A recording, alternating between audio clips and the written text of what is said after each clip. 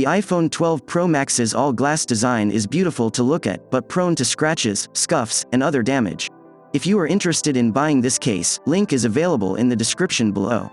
For most people, grabbing a case for your iPhone 12 Pro Max is a good investment.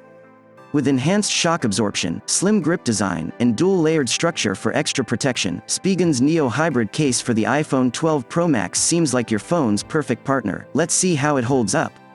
The first thing you'll notice is the case's feel. While the iPhone 12 Pro Max is a smooth, slippery phone, the Neo Hybrid takes your device and gives it a more rugged, textured feel. The back of the case sports a texturized rubber, while the bumper is made out of a hard plastic, leaving room to access the buttons, switches, and ports along the edges of the iPhone 12 Pro Max.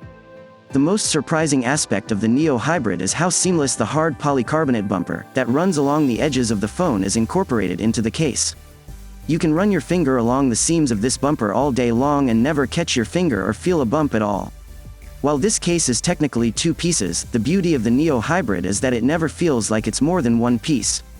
The bumper is so snug and seamless that you never have to take it apart, even when you're taking the case of your phone, or trying to strap your iPhone 12 Pro Max into the case.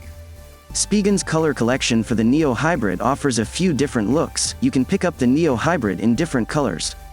Spigen's Neo Hybrid case is drop-tested military grade, which means Spigen's protective cases have been tested by a third-party lab to be certified in military-grade protection.